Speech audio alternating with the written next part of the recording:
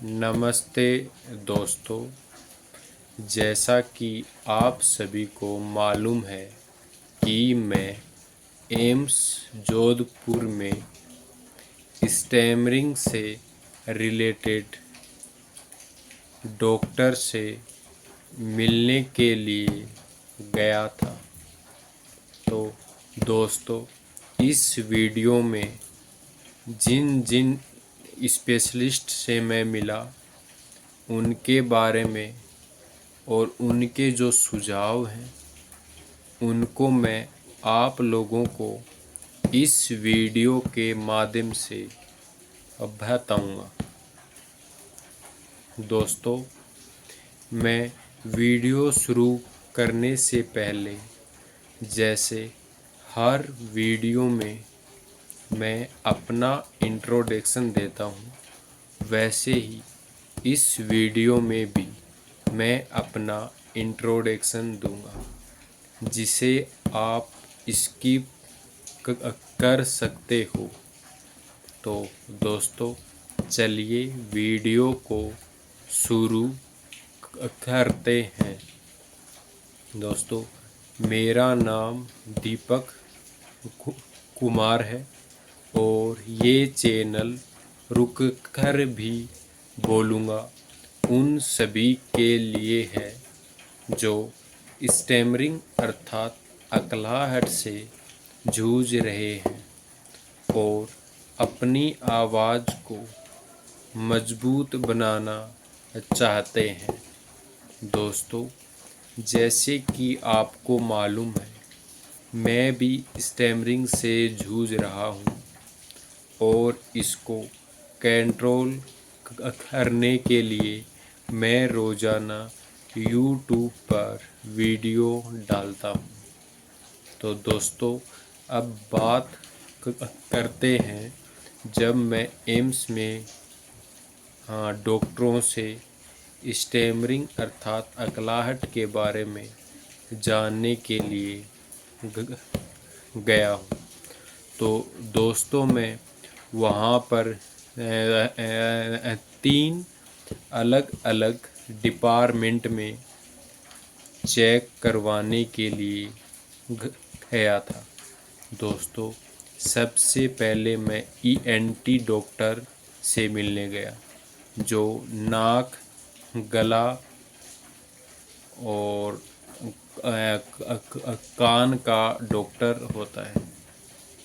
तो दोस्तों, उसने मेरे गले के अंदर में लेंस को डालकर वोकल कॉर्ड को चेक किया और मेरे सांस लेने और छोड़ने के दौरान अंदर के वाल्व होते हैं वो 70 डिग्री खुलने चाहिए, तो उनको भी लेंस के माध्यम से उसने चेक किए थे।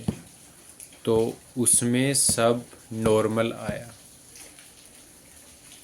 लेकिन दोस्तों, जब मैंने उनसे बात किया कि यदि सब नॉर्मल है तो मुझे स्टैमरिंग क्यों होती है, तो उसने सरल शब्दों में जवाब दिया कि स्टैमरिंग ये है कि आप जब किसी से बात करना चाहते हो तो आपके अंदर एंजाइटी आ जाती है। मतलब ये हुआ कि आप एक तो उसकी आँखों में आँख मिलाने की कोशिश करते हो और ऊपर से आप जल्दबाजी भी करते हो। तो थोड़ा सा अपने मन को समझाना है कि जब आप किसी से बातें करो तो उसकी आँखों में आँख डालने की बजाय या तो उसके बाल हैं उनकी साइड देखो, या उसके होठ या गले या गर्दन, यहाँ तक देखो। बस उसको ये लगे कि हाँ, मेरे साथ आई कांटेक्ट है, लेकिन आपको रियल में आई कांटेक्ट नहीं रखना है। दोस्तों, साथ में इमेजिन भी करना है कि जैसे हम मेरे सामने जो खड़ा है और मैं हूँ, हमारे बीच में एक दीवार है और वो उस साइड में खड़ा है और मुझे देख नहीं रहा है। सिर्फ मैं ही हूँ, सिर्फ उसको बोल करके सुनाना है। क्योंकि देखो, हम जब एक अलग रूम में होते हैं और किसी को बाहर वाले को आवाज़ लगानी होती है तो हमें स्टैमरिंग नहीं होता है। तो दोस्तों, थोड़ा सा इमेजिन करना है कि कि जो मेरे सामने है वो आदमी नहीं, उसका वो एक दीवार है और जो आदमी के जैसे दिख रही है। दोस्तों, ये इतना आसान नहीं है, क्योंकि वो डॉक्टर है, उसने बोला है, मुझे भी मालूम है इतना आसान नहीं है, लेकिन हम कोशिश करेंगे तो हो सकता है।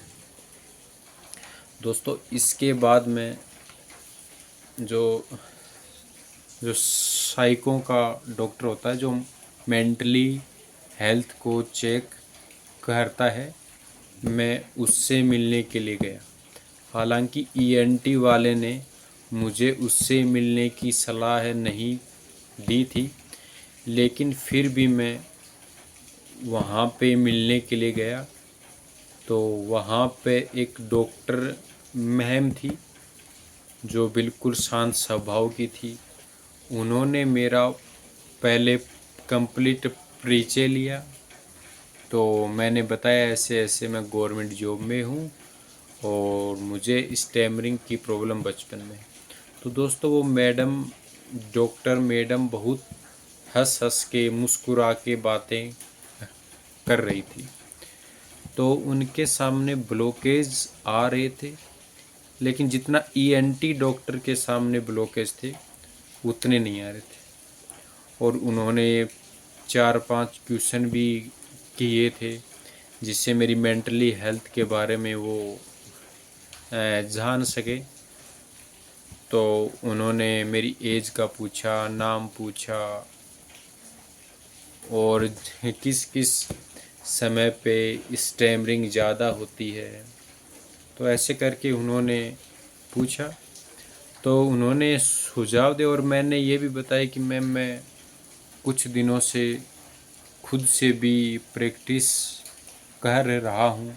तो उन्होंने वेल डन बोला है और उनके ऐसे बातचीत से मुझे और मोटिवेशन मिला कि हाँ, यदि ये डॉक्टर मैडम बोल रही है कि मैं सही रास्ते पे जा रहा हूँ तो मुझे सफलता मिलेगी।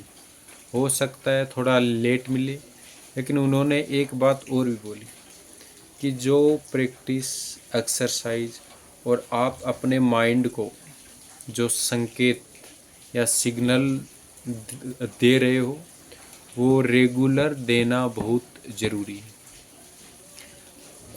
कुछ भी चीज़ में सफलता पाने के लिए उसमें निरंतरता बहुत ज़रूरी है। तो दोस्तों, ऐसे करके मैं जो साइको टेस्ट हुआ उसमें भी लास्ट में डॉक्टर मैडम ने बहुत अच्छा बोला है और उन्होंने बोला है कि स्टैमरिंग के प्रति आप इतने ज़्यादा जागरूक हो तो ये अच्छी बात है और आप ऐसे ही मेहनत करते रहोगे तो बिल्कुल आपके 5-6 महीने में बहुत ज़्यादा आप स्टैमरिंग को कंट्रोल में कर सकोगे। दोस्तों, थोड़ा लाइट का इशू हुआ था तो इसलिए एक बार वीडियो ऑफ हो गया था। तो दोस्तों, उसके बाद में जो स्पीच थेरेपिस्ट होते हैं मैं उनसे मिलने गया। वहाँ पर 2 डॉक्टर मैडम थी जिनमें एक का नाम डॉक्टर जोया था, डॉक्टर जोया था।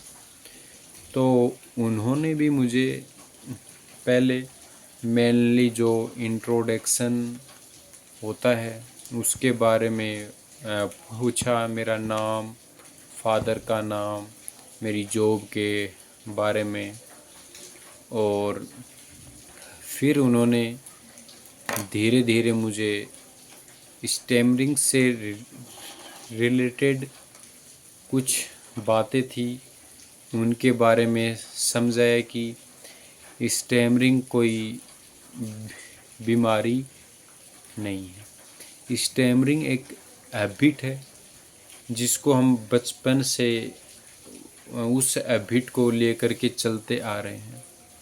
तो हमारी वो हैबिट एक जीवन शैली के रूप में बन गई है, जैसे बन गई है। और उन्होंने साथ में कुछ बोलने की टैक्टिक्स भी बताई है, जैसे कि अभी भी मैं उस टैक्टिक्स को फॉलो करने की कोशिश कर रहा हूँ, और जब जब उस टैक्टिक्स को मैं छोड़ रहा हूँ तो मुझे स्टैमरिंग ज़्यादा हो रही है। आपने भी वीडियो में बीच में देखा होगा। तो दोस्तों वो टैक्टिक्स ऐसी थी कि उन्होंने ये बताया कि जब आप अकेले रहते हैं तो आपको 5 से 10 मिनट मॉर्निंग में और 5 से 10 मिनट इवनिंग में कोई भी इंग्लिश या हिंदी का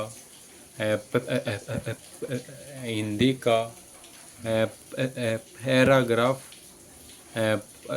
पढ़ना है, और उसमें हर एक वर्ड के साथ आपको टेबल के ऊपर, एक सेकंड दोस्तों, लाइट का इशू दोबारा से आ गया है, तो मैं मोबाइल की ब्राइटनेस को बढ़ा देता हूँ। तो दोस्तों उसमें फिर ओके, लाइट दोबारा से आ गई है। तो दोस्तों उसमें उन्होंने बताया कि 5 से 10 मिनट मॉर्निंग और 5 से 10 मिनट इवनिंग में कोई भी बुक लेकर उसका पैराग्राफ पढ़ना है, जिसमें हर एक वर्ड के साथ आपको टेबल के ऊपर अपना हाथ मारना है हर एक वर्ड के साथ। जैसे मेरा नाम दीपक कुमार है। तो दोस्तों इससे हमारे माइंड को एक सिग्नल मिलेगा और उसकी इमेज माइंड में फिक्स होगी, तो हमारा ध्यान हमारी हाथ की साइड रहेगा, न कि आवाज़ की साइड।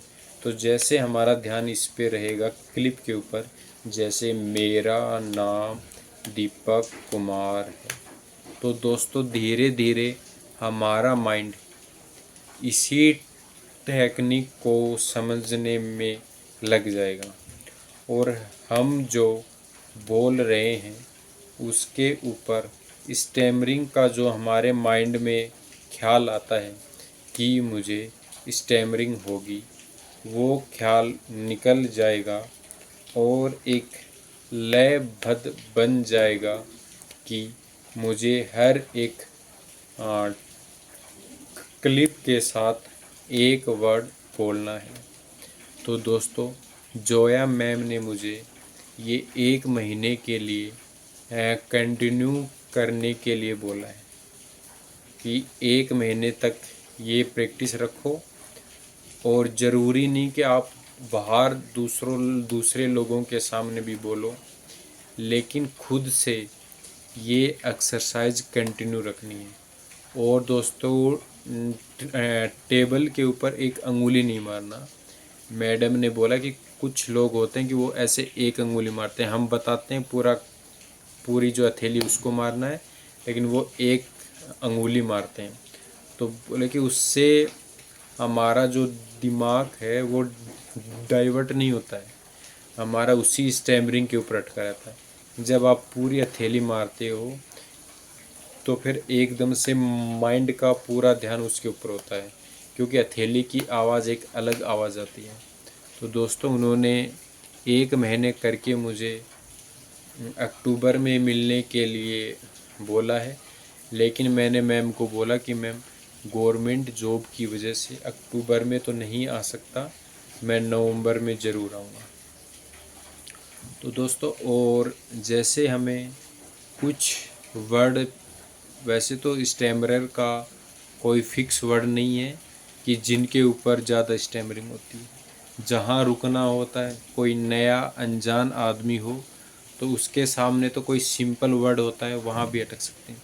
लेकिन फिर भी कुछ कुछ वर्ड होते हैं जिन पे स्टैमरिंग ज़्यादा होती है। जैसे मैं,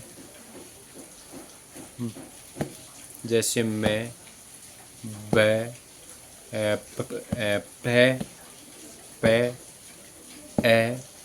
तो दोस्तों हाँ, इन 3 वर्ड की प्रैक्टिस के लिए ही मुझे मैम ने बोला है। वो शब्द है मैं,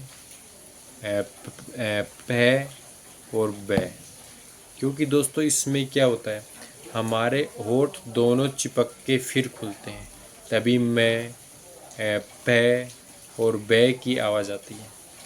तो दोस्तों मैम ने ये बोला है कि जब हमें मैं या पे या बे बोलना है तो ज़्यादा क्लोज नहीं करना है, क्योंकि यदि ज़्यादा क्लोज करके बोलते हैं तो फिर होठ खुलते नहीं। जैसे मैं, रियल में दोस्तों अभी मेरा खुला नहीं था, आप भी प्रैक्टिस करके देख सकते हो कि पे को यदि ज़्यादा होठ दबा लिया तो फिर होठ खुलेगा नहीं। मैं पे भी वही कंडीशन आएगी, बे के ऊपर भी वही कंडीशन होगी। तो दोस्तों थोड़ा सा लिप्स को थोड़ा सा ही टच करके बोलना है। तो दोस्तों साथ में उन्होंने एक सांस की एक्सरसाइज भी बताई है, श्वास लेने और छोड़ने की प्रैक्टिस। उन्होंने यह प्रैक्टिस 5 से 10 मिनट मॉर्निंग में और 5 से 10 मिनट इवनिंग में करने को बोला है। जैसे कि सांस को नाक से लेना है और कंप्लीट 5 सेकंड में करना है। जैसे नहीं, चलो आपको सेकंड के हिसाब से बताते हैं। जैसे